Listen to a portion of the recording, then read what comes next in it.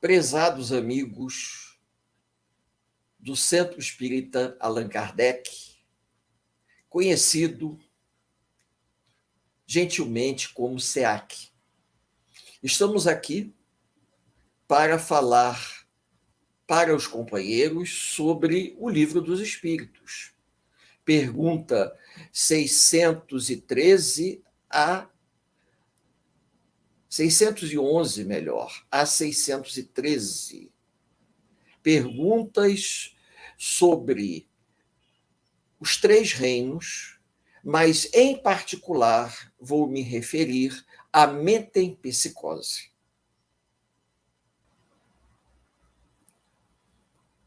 O estudo sobre metempsicose é um estudo que envolve a história da antiguidade. Na época do Egito Antigo, os faraós, junto com os sacerdotes, tendo um domínio da cultura e da religião, eles procuravam desenvolver uma doutrinação religiosa de que aqueles que não obedecessem aos governantes ou aos sacerdotes poderiam, segundo a tradição religiosa e cultural, numa futura reencarnação, retornar numa planta ou num animal.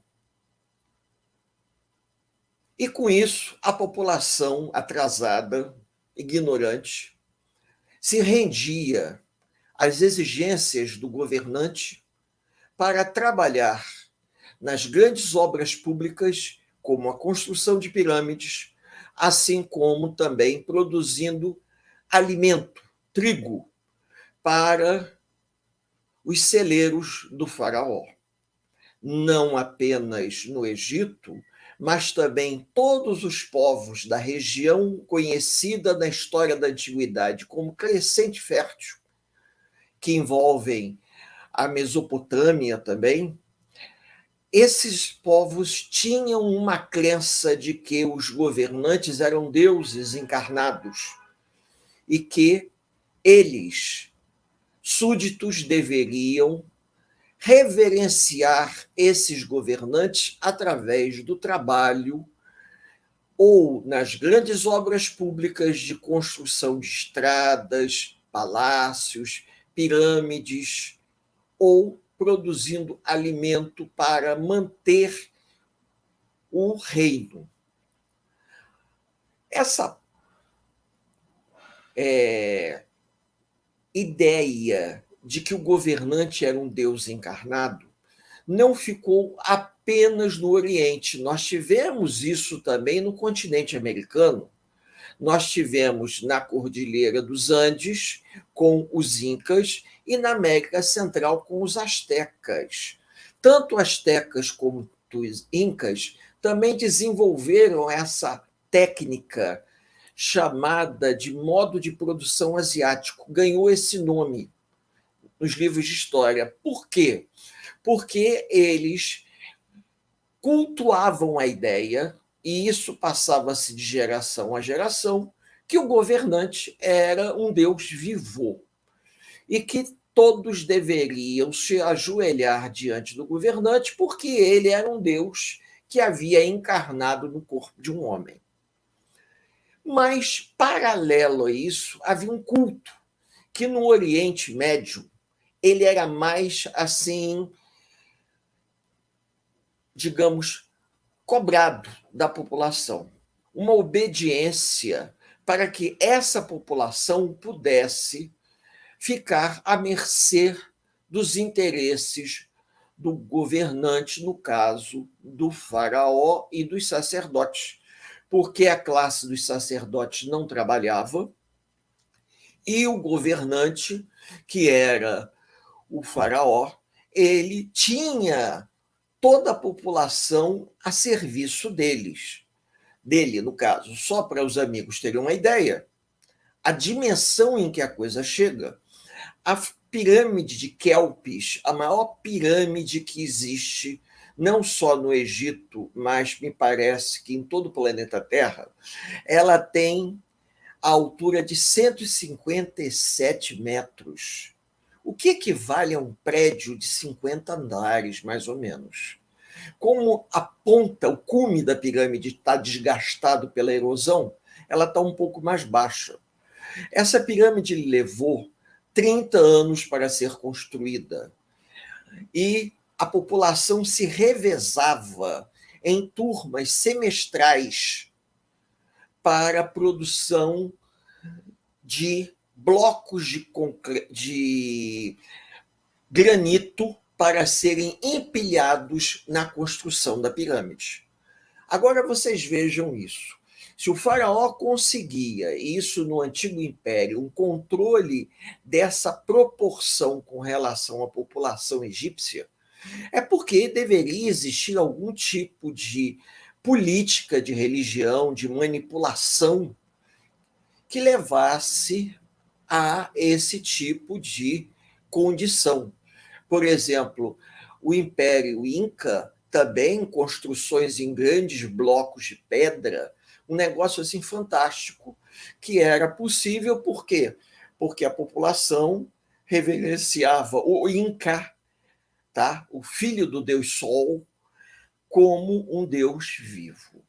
Então, isso tudo nos ajuda a ter uma visão bastante curiosa, mas nós sabemos perfeitamente que é impossível alguém, o espírito regredir. O espírito pode até estacionar, mas o espírito não regride. E um espírito que o princípio inteligente, melhor, a palavra espírito aí está mal empregada, mas o princípio inteligente que atingiu o nível de se manifestar no homem, ele não pode retornar num corpo de animal nem num corpo de uma planta. Isso vai contra as leis morais da vida. E por que isso acontecia? Digamos assim, uma manobra política dos governantes para levar vantagem. Então, nós sabemos que quando Allan Kardec estava organizando o Livro dos Espíritos, ele questiona a possibilidade da mente em psicose, mas, ao mesmo tempo, fazendo um paralelo com a história da Grécia Antiga, nós descobrimos uma coisa pitoresca. Os gregos, eles usavam a palavra metempsicose como um sinônimo de reencarnação. Já os egípcios, não. Os egípcios afirmavam a possibilidade daquela alma voltar no corpo de um animal, num crocodilo ou no hipopótamo, ou numa planta. Por exemplo, por falta de uma palavra mais apropriada, indianos e gregos usavam metempsicose. E depois de algum tempo, provavelmente na Idade Média, nós teremos a expressão transmigração da alma. Ou seja, a alma que habitava um corpo, ela vai transmigrar para um outro corpo. Então, a ideia da reencarnação, ela já existia, mas não dentro da interpretação que nós conhecemos hoje. Então, o espírito, ele evolui sempre, ele não retorna à situação, ele pode estacionar ao longo da grande estrada da vida, ficar estacionado, ficar estagnado, mas ele não vai regredir. Isso aí é conversa fiada.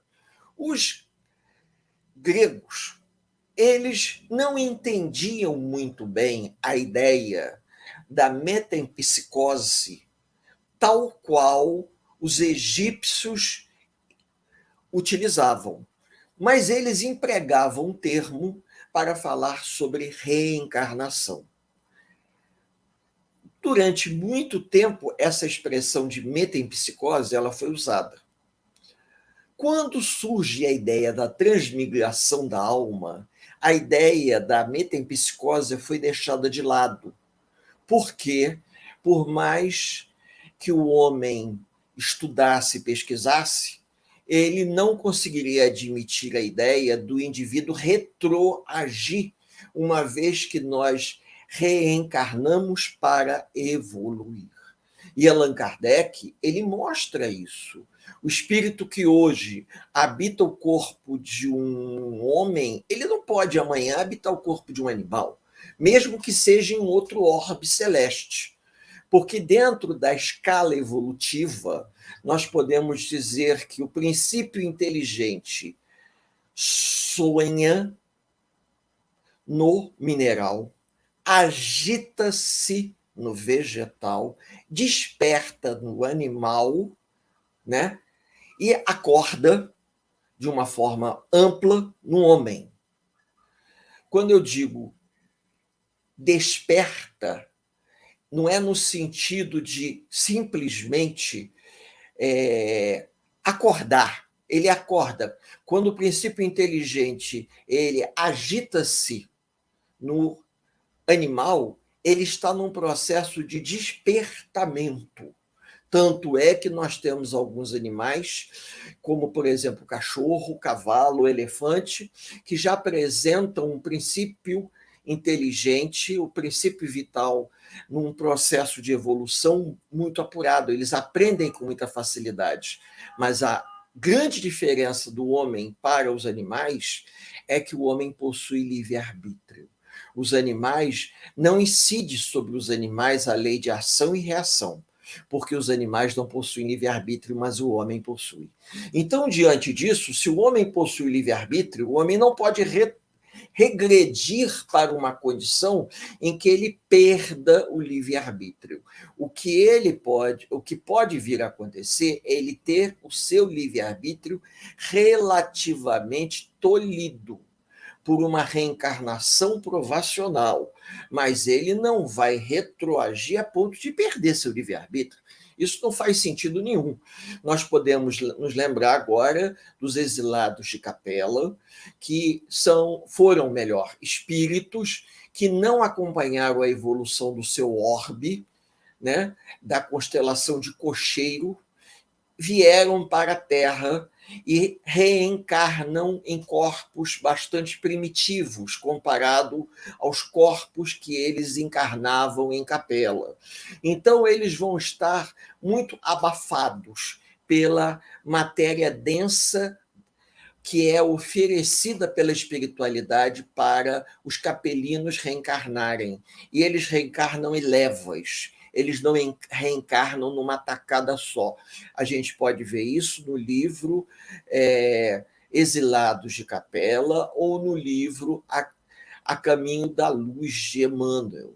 Então, isso tudo nos ajuda a entender o processo de evolução humana, de forma que, se o espírito, pelo abuso das leis morais da vida, pelo não saber usar o seu livre-arbítrio de uma forma apropriada, o que vai acontecer? O espírito vai ter ele vai ficar assim sob uma certa vigilância. Ele reencarna com uma limitação física, ele reencarna com uma limitação mental, promovida pelo plano espiritual para que ele vá se adaptando. Mas ele, em termos de reencarnação, ele não vai reencarnar como uma planta, ele não vai reencarnar como um cachorro. Embora a gente diga assim, puxa vida, tem cachorros que são tão inteligentes. Eu ontem estava assistindo um filme, num desses canais a cabo, As 4 Vidas de um Cachorro, mostrando que o animal ele passa por ciclos de evolução. Mas um cachorro é um cachorro, um homem é um homem. O cachorro já possui o princípio de configuração do seu perispírito, mas o cachorro não possui livre-arbítrio. É diferente. Esse é o ponto central. Deus não permitiria que um espírito que conquistou o livre-arbítrio retroagisse a uma condição inferior. Por isso que o indivíduo estaciona, mas o indivíduo não vai regredir. Durante o período que Kardec desenvolvia seus estudos, paralelo, na Europa, na Inglaterra, existia um inglês, biólogo, pesquisador, cientista, que foi contemporâneo a Kardec, que todo mundo conhece, chamado Darwin.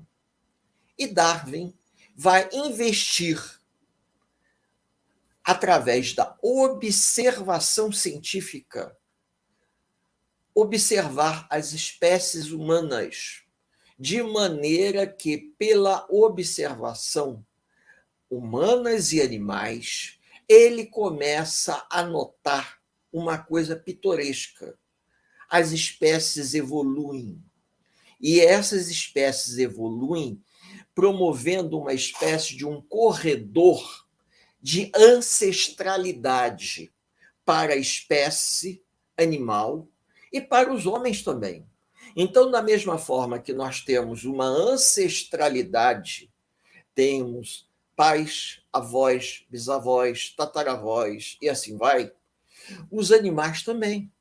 E dessa forma, Darwin observou que os animais passam por um processo de evolução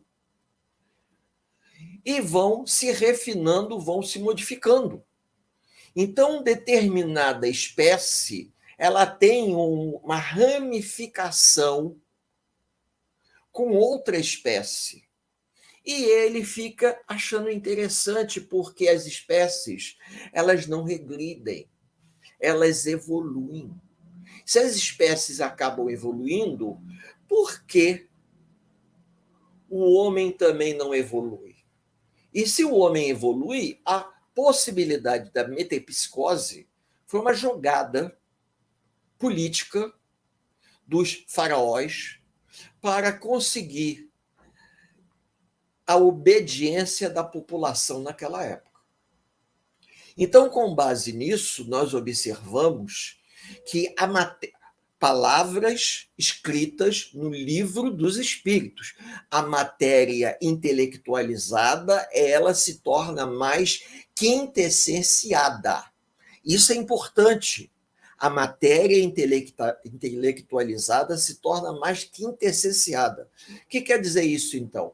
À medida que nós vamos nos refinando com estudos acadêmicos decentes, com estudos enobrecedores, com estudos que nos ajudem a nos melhorar enquanto espíritos imortais, nós vamos modificando a vibração do nosso perispírito.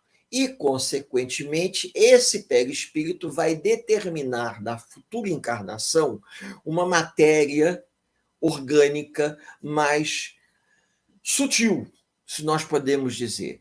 Em outras palavras, seremos criaturas menos grosseiras, sendo mais sensitivos a perceber a natureza, sendo mais sensitivos a perceber o mundo que nos cerca. Vamos começando a ficar mais intelectualizados, no bom sentido. Não é um intelectualizado afastado da realidade humana. Não. É um indivíduo que está se tornando, tendo uma formação mais acadêmica, mas sendo uma pessoa com capacidade de ter uma visão mais universal em relação ao mundo que ele vive, à realidade que ele vive, que isso é importante. Não basta que eu conheça o que está nos livros das enciclopédias da vida. Eu preciso conhecer um pouco da realidade. Realidade cultural, realidade socioeconômica, realidade espiritual. O planeta passa por uma grande transformação cósmica, e nesse processo de transformação cósmica, a humanidade, enquanto um todo, tem um compromisso de ordem moral. Eu estava vendo na televisão que a Índia está passando à frente da China em população, porque a China, ela impôs um rígido sistema de controle de natalidade, de filho único, e a Índia não. Então, a Índia ultrapassou a quantidade de habitantes da China. Hoje, a Índia é o país mais populoso da Terra, seguido da China. Então, isso tudo são coisas que a gente precisa ganhar esse conhecimento para que esse conhecimento nos permita ter uma visão dinâmica da realidade.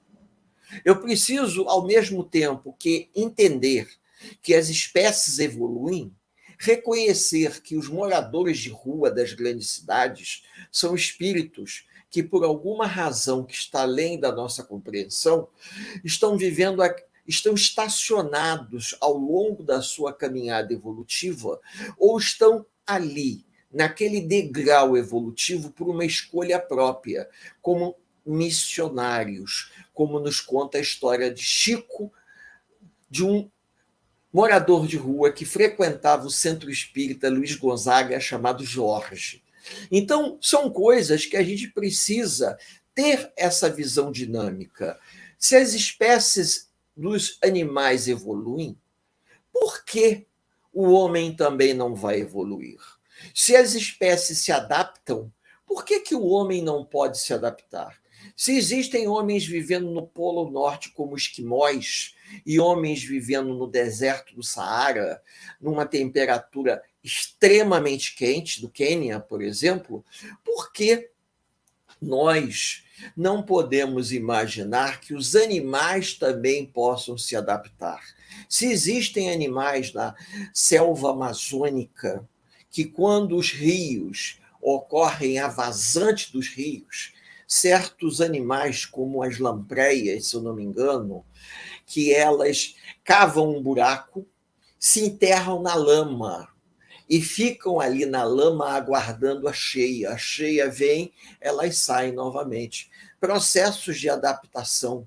Ou como o urso, que durante a estação de verão come, armazena gordura para, durante o inverno, ele ir para a caverna para ficar naquele estado de hibernação. Quando passa o inverno, ele sai da caverna. A gente vê isso tudo em desenho animado e filmes. Tudo isso é um processo de adaptação, sim, mas as espécies não regridem. Muito pelo contrário. As espécies evoluem e sobrevivem, como, por exemplo, no Oceano Pacífico. Eu não sei se foram pescadores africanos, lançaram a rede e encontraram um peixe estranho, que devia medir mais ou menos uns 2,5 metros a 3. E eles acharam aquele peixe, não era um peixe normal. Isso tem fotografias. Aí eles acharam tão estranho que chamaram as autoridades. E as autoridades mandaram colocar o peixe em gelo e levaram para um centro de pesquisa e descobriram que era um peixe considerado extinto. Acreditem, o selacanto, um peixe da era pré-histórica. E nesse intervalo de tempo, eles já encontraram mais uns 3 ou 4 selacantos aí, como de vez em quando eles tiram do Oceano Atlântico animais que se surpreendem. Por exemplo, eu tive chance de ver isso, né? Eu não sei se foi no TV a cabo, eles retiraram um polvo imenso que ficou preso nas redes. Quem viu aquele filme do Júlio Verne, 20.000 léguas submarinas, era um polvo imenso. Eu nem sei se o animal ele seria comestível, porque por ser muito grande, ele pode ser muito duro. Só sei que ele foi levado para um centro de pesquisa, porque já tinha morrido. Mas ficaram impressionados com o tamanho do animal. Então, de vez em quando, aparecem essas espécies assim estranhas, ou pássaros que são considerados extintos. E ainda tem mais uma possibilidade. Através de um processo de clonagem, é possível você descobrir que nessas ramificações, aonde os animais têm sua linhagem de hereditariedade, ou melhor, a sua ancestralidade, eles podem pegar o DNA de 2 animais e cruzarem e conseguirem reproduzir uma espécie que seria algo muito próximo à espécie extinta. Então, existe a possibilidade, o dia que houver um interesse científico sério, de espécies que foram extintas conseguirem ser reavivadas, né? Ou reproduzidas em laboratório, conseguirem que um determinado animal possa ser, digamos assim, a barriga de aluguel, né? Falando no português engraçado, ou ser a chocadeira para com que determinadas outra espécie que é considerada extinta venha à tona. Se hoje a gente vê coisas assim curiosas, animais que são tratados, animais que são cuidados, e esses animais passam por processos, digamos assim, de algum tipo de tratamento, e os animais a gente se surpreende com a evolução das espécies. Eu tive chance de ver um filme onde os japoneses descobriram no Pacífico, durante a Segunda Guerra Mundial, que existiam algas luminescentes. E eles passaram a cultivar essas algas luminescentes para que os soldados japoneses ficassem escondidos em cavernas e tivessem como, digamos assim, uma espécie de lamparina. Falando isso, parece que eu estou até inventando. Mas tem muitas crianças de interior que brincavam antigamente pegando o vagalume, colocando num vidro, para que o vagalume, aquela quantidade enorme de vagalume no vidro, iluminasse como uma lanterna. Então, os japoneses fizeram a mesma coisa com algas, porque essas algas, elas à noite, elas projetavam, parecendo esses interruptores de luz de casa, que à noite aquilo fica aceso e você, na escuridão, você localiza o interruptor porque ele é luminescente, algo parecido com isso.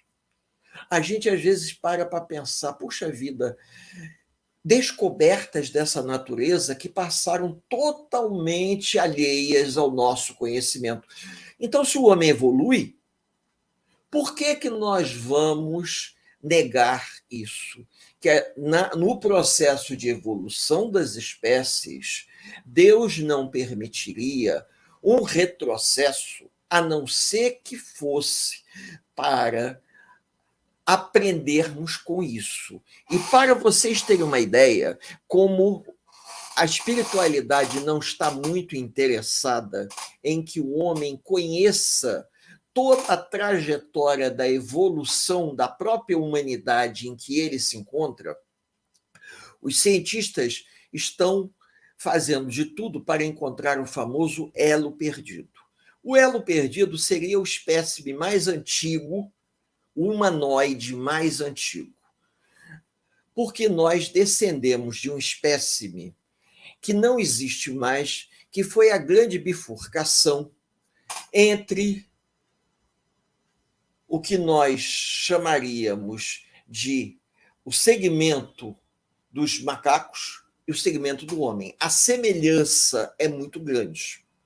Tanto é que, quando perguntam, nós descendemos do macaco, o macaco descende do homem? Não, nós não descendemos do macaco, mas nós descendemos de um elo comum.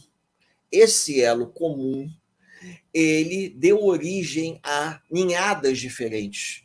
E dentro dessas ninhadas, algumas evoluíram e outras permaneceram num determinado estágio. Isso hoje se percebe claramente. Então, acreditamos, até estudando o livro A Caminho da Luz, que a própria espiritualidade tenha providenciado que do elo comum surgisse a linhagem que viria a permitir a evolução do Australopithecus até o homem de Neandertal, que é o homem moderno. E isso é um processo que está evoluindo. Nós temos aí crianças que reencarnam, crianças de 4, 5, 6 anos demonstrando um conhecimento fantástico, porque são espíritos que, em vidas anteriores, se aprimoraram e trazem uma bagagem espiritual tão grande, impregnada no seu perispírito, que desde cedo essas crianças exteriorizam essa bagagem. O mesmo que aconteceu com os exilados de Capela. Os exilados de Capela, quando reencarnavam, eram espíritos muito evoluídos em corpos muito primitivos. Mas a bagagem espiritual abafada pelo corpo primitivo não impedia que determinados vislumbres acontecessem.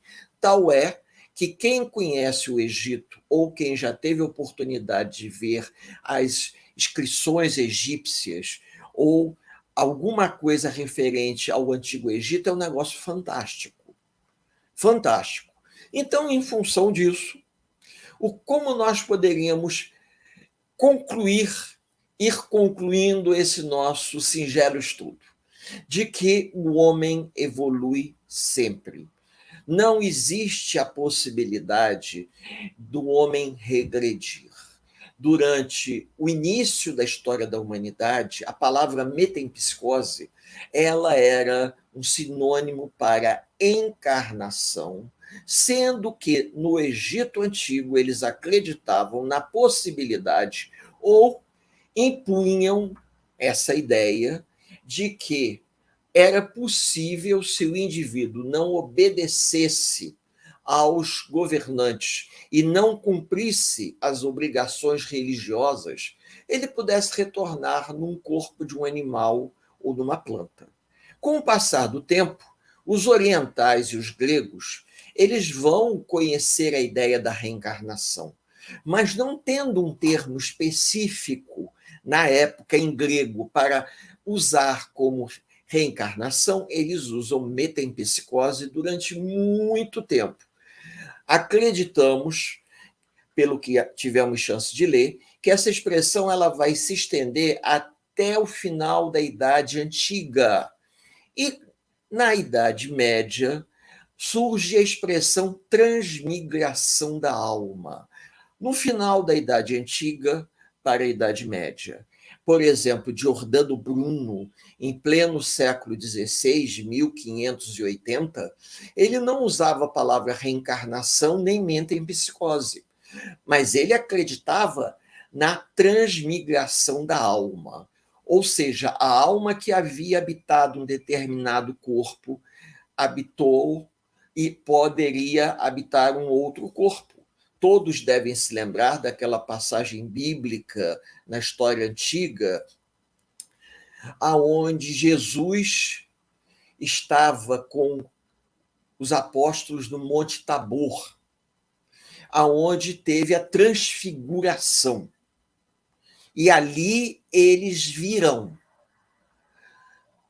E Jesus, dentro da possibilidade do conhecimento dos apóstolos que se encontravam com Jesus, Jesus tentou mostrar a eles o fenômeno da reencarnação. Então, nem todos conseguiam entender isso.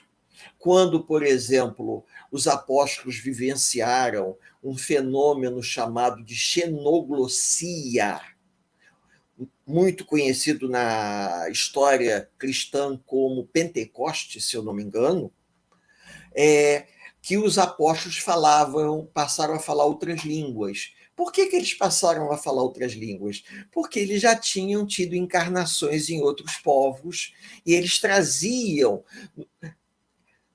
nos escaninhos da alma as experiências, o conhecimento daquela cultura e daquele povo. Né? Então, isso tudo nos leva a entender que ocorre um processo de evolução.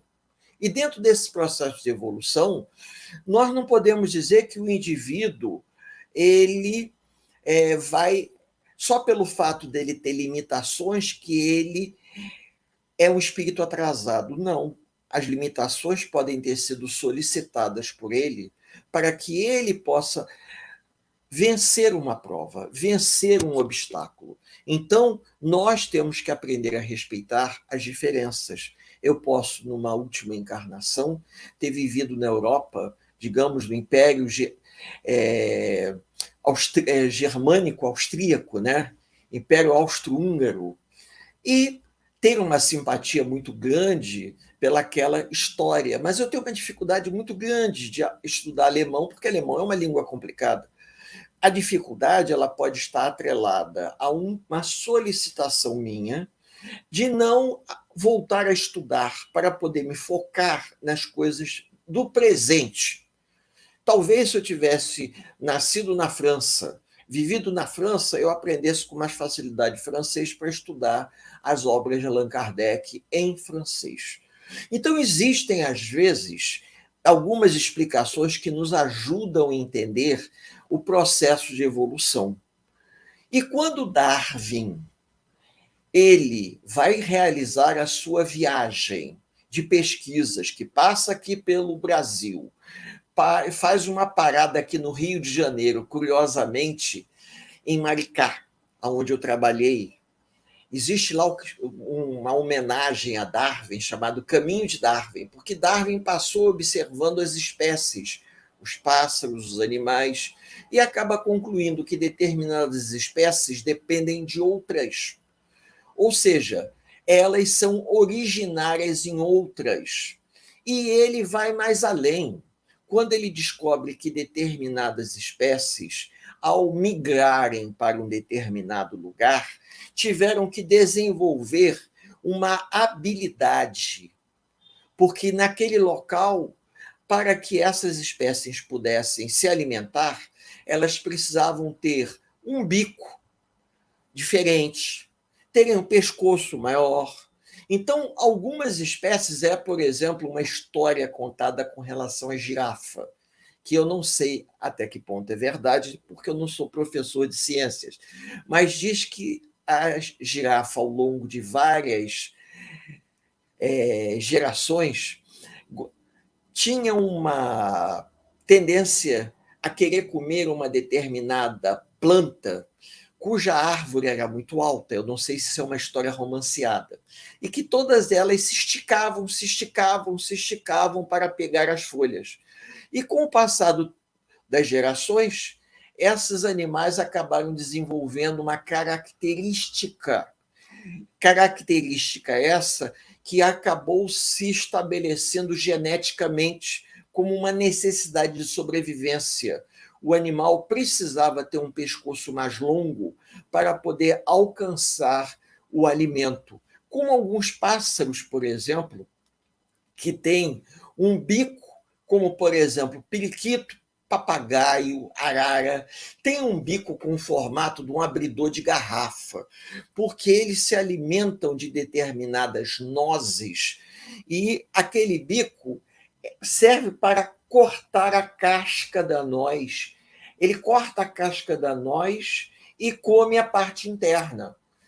É interessante vendo o animal com a língua, ele segura a noz ou a avelã, ou o que seja, e com um bico que é extremamente duro, extremamente forte, afiado, ele corta, dá uma partida e come o recheio e joga a casca fora.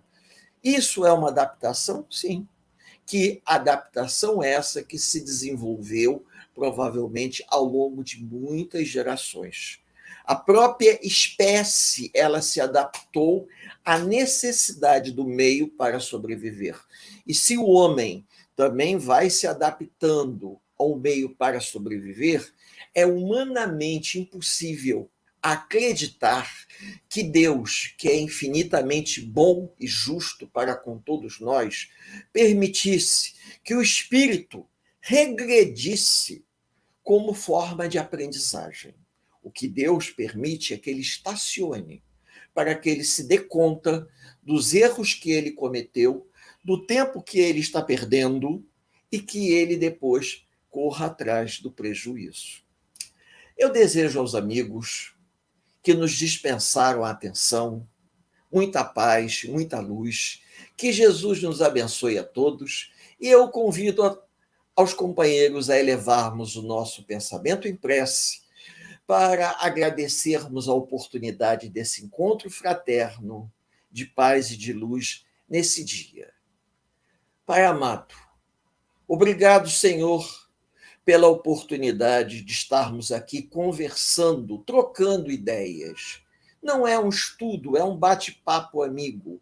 Sugestões de leituras em diversas obras, enciclopédias, livros doutrinários, mas um conhecimento que possa fortalecer a nossa compreensão no contexto da nossa evolução. Que a paz do Divino Mestre permaneça junto a todos os corações encarnados e desencarnados, por hoje, agora e por todo sempre. Um grande abraço fraterno em todos, muita paz.